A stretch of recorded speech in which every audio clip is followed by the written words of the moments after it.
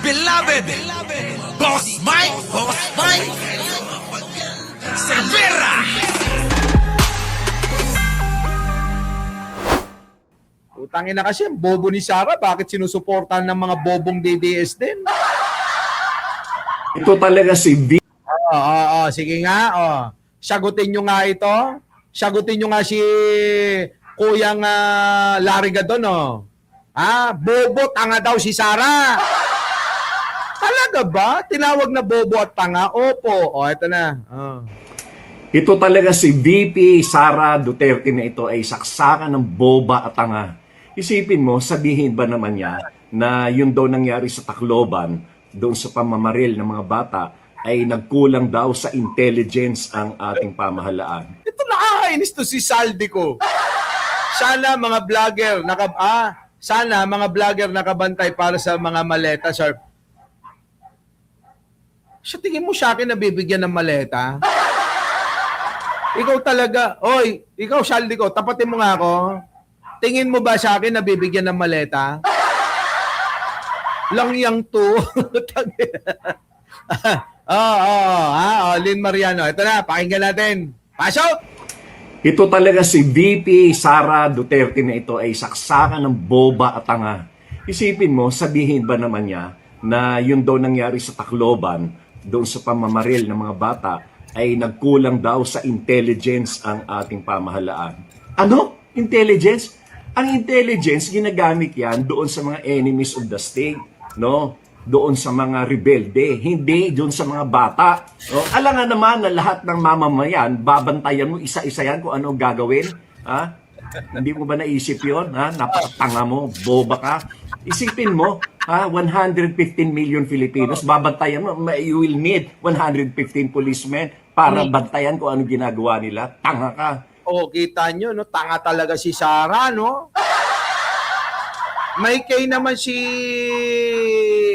Secretary Larry Gadon na tawaging tanga bobo si Sara Kasi mga kababayan, bobo ka na lang talaga kung hindi mo nahalata na tanga at boba si Sara Duterte. Promise. 'Di ba? Sa totoo lang, pag hindi mo napansin o nakita na tanga bobo si Sara Duterte, tanga ka rin Di ba? Paldong-paldo ba? Totohanin mo yan. Di ba? Minty Shortcake, Lunila. Josie Tango, Maripe Bailon, JC. Sino pa? Totoo Puta, dali nga, matanong ko nga kayo, saglit lang. Tanungin ko kayo, seryoso. AI Rojas, makinig ka. Tanungin ko kayo. Ako lang ba ang nakakakita o kami lang ni Secretary Larry Gadon ang nakakakita na bobo, tanga, mangmang si Sara? Baka kami lang kasing dalawa Kami lang ba? O sa mga kayo rin, nakagaya namin, tingin namin kay Sara, bobo, tanga, mangmang. Paki-comment ka. Paki-press 1 sa mga kaparehas namin ni Secretary Larry Gadon. Lahat ba tayo? Press 1! Diba mga kababayan? Press 1. Intelligence pinagsasabi mo. That's because you lack intelligence. No intelligence at all. Yung intelligence ay ginagamit yan ng Basag na basag dito kay Sec Larry Gadon si Sara, no? ating mga ahensya ng pamahalaan upang tiktikan at alamin kung ano ang mga ginagawa ng yung mga tinatawag na enemies of the state. No? Hindi mo yan pwedeng gamitin sa bawat mamamayan. Correct. Hindi ka nga pwedeng magduda pa tapos mababantayan mo. Ganon gagawin mo, intelligence, napaka-boba mo, napakatanga mo. Napakatanga talaga. Pero sinasabi mo, itong nangyari din sa EDSA, yung rally, dahil ito sa pruweba yan ng non-governance o hindi magandang pamamalakad na administrasyon. Saksakan ka ng boba at tanga. Yung rally-rally na yan sa EDSA ay ginagawa upang harangin ang pagkakaso sa Oh. mga magnanakaw sa gobyerno. Yan. Hindi yan dahil na reklamo ng mamamayan. Oo Tumingin nga. ka sa paligid mo, may nagrereklamo ba? May nagrarally ba ng mga group of farmers, ng mga IP, ng mga urban poor? Wala. Sapagkat satisfied sila doon sa Oy, Saldi ko, makinig ka! May nakita ka na bang nagrarally na magsasaka? May nakita ka na bang nagrarally na mga nasa, natulungan na ni Pangulong Bongbong Marcos, mangingisda? Wala! Sino ang mga nagrarally ngayon? Yung mga bayaran dyan sa Kanto Tinyo.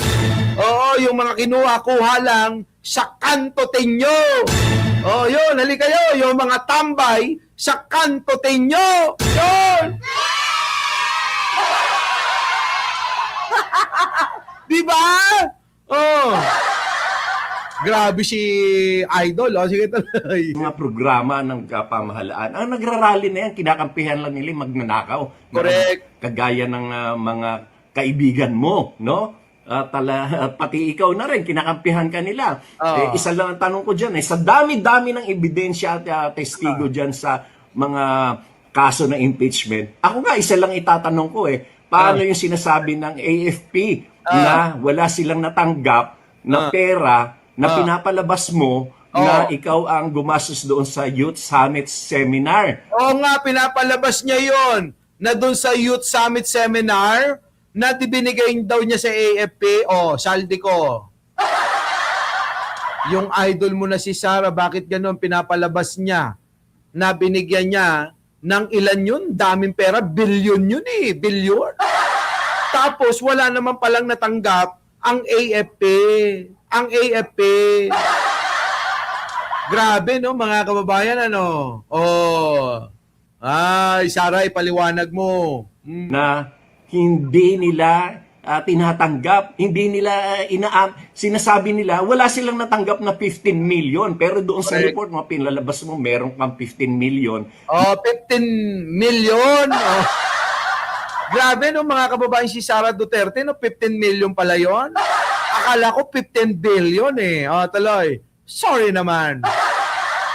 Diba? Na binigay sa kanila. Sabi ng Armed Forces of the Philippines, wala silang perang natanggap sa iyo. Doon pa lang halatang halata na Na? At kung ano-ano mga dahilan pinagagawa mga Mary Grace Piatos na yan, kalokohan yan. Kita mo. Di ba magnanakaw ka, Sara? Ang kagalingan mo, pag nanakaw lang daw, sabi ni Secretary. Meriel Escaso. Tignan mo! Hawang-hawa na ako sa iyo, Boss Mike. Iisa, banatan sa Facebook. Wala, hindi uubra sa akin yung mga yan. Sa mga susunod na araw, magsisimba lang ako bukas. At syempre kailangan magbawas ng kasalanan. Pagbalik natin, ay nako, bakbakan na naman. Diba? Kaya nga ayaw bumaliktad ng AFP, magnanakaw din si Sara Ginamit sila Arnold Lopez. Tuloy. Bakit naman magkakaroon ng intelligence ang Department of Education?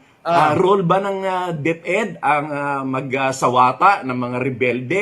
Nga, hindi role ng DepEd, Renato Peña, ako bata mo. Jose Lisa Moises. Nako! Grabe, no? Grabe, no?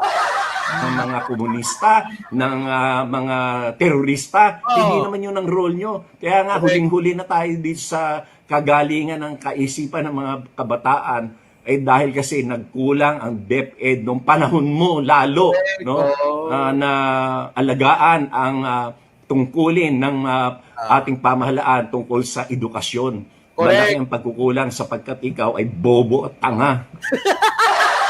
Totoo. Totoo yan. Grabe ang kakulangan sa edukasyon. Putang ina, buti nga, nag-resign yan Boss Mike, uwi ka na, wala ka sa Bingador. Nakauwi na ako. Nakauwi na ho ako. Next week, nasa Bingador na tayo. Di ba? Mga kababayan, tuloy. Saksakan ka ng tanga, Sara. Para magsalita ka ng ganyan. Hindi mo na Sakang ka ng tanga! Kung ano-ano sinasabi mong hayop ka, Hindi ka naman, nako, ewan ko sa'yo, Sara. Nakikita yung nasa paligid mo, napakaganda ng pamamahala ni Pangulong BBM. Ikaw ang walang kakwenta-kwenta. Kaya dapat ikaw ang mag-resign dahil wala kang kakwenta-kwenta. Bukod sa boba ka na, tanga ka pa, hindi ka pa marunong magsalita, mali-mali ka pa mag-English, mali-mali pa yung mga sinasabi mo. Naku, dapat ka talagang malaking pagsisisi na kung bakit ka kinuha namin doon sa unit team. Nako, durog na durog si Sara. Dinurog ng gusto, mga kababayan. Si Sara Duterte! Grabe, no, mga kababayan, yung banat ni Atty. Larry Gadon, ano? Grabe. Kung ako yan, ilulubog na ho ako sa kinatatayuan ko. So, paano? Miras Channel, late na kayo. Sa lahat ng mga late, mga kababayan, huwag niyong kalimutan na mag-like naman. Oo. Noel Kahukom. Sara resign. Hindi, impeach Sara na. I-impeach natin, oo. Impeach natin, paano? Mag-go-grocery kami ni Jen Angeles. So muli mga kababayan, maraming salamat sa inyong pagsama. Opo. Ngayong araw,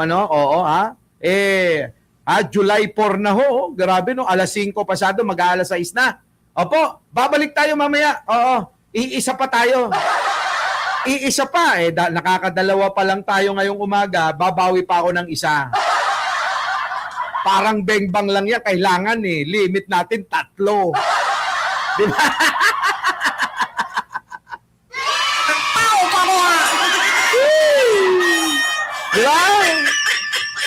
Kita-kita po tayo sa panibagong beng-bangan sa ating channel. Dapat siguro alas 8.